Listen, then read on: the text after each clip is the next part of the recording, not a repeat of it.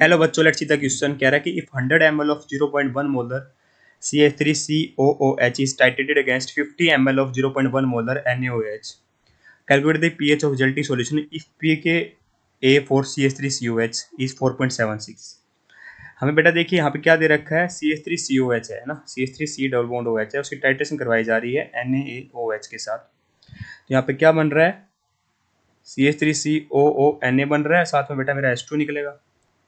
ठीक है, इसका दे रखा है बेटा मेरे को 100 ml और 0.1 मोलर कंसंट्रेशन दे रखी है 100 ml के अंदर। ठीक है, ये दे रखा है बेटा मेरे को 0.1 मोलर और 50 ml।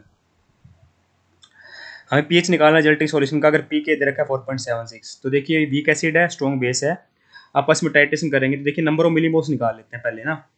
नंबर ऑफ मिलीमोल्स क्या होते हैं बेटा मेरे, नंबर ऑफ मिलीमोल्स होते हैं एक्चुअली मोलरिटी होते हैं number of moles by volume. अगर वॉल्यूम एमएल में होते हैं तो नंबर ऑफ मिलीमोल्स मिलते हैं, तो मोलरिटी में वॉल्यूम आ जाएगी बेटा।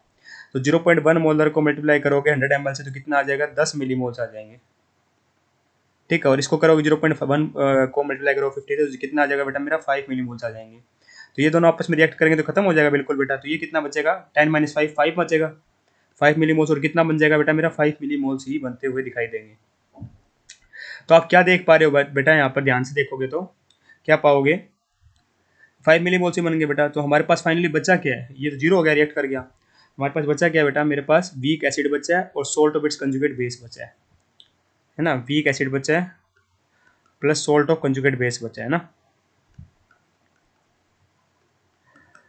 तो आप पीएच निकालोगे तो कैसे निकलेगा, pH is equal to pKa plus log of concentration of salt by concentration of acid. ये होता है बेटा अंडरस्टैंडिंग क्वेश्चन के हिसाब से। एसिडिक बफर है बेटा, weak acid plus salt of its conjugate base होता है तो एसिडिक बफर कहलाता है। बस हमें पीएच निकालना है, पीके की वैल्यू दे रखी है 4.76। के क्या होता है बेटा, आयनेशन कांस्टेंट होता है।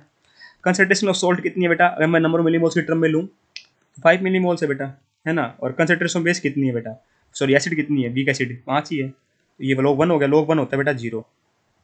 तो पीएच की वैल्यू कितनी आ गई बेटा, डायरेक्ट आ गई 4.76। तो hence option number 1 is perfectly correct here. I hope you got the answer. Thank you so much.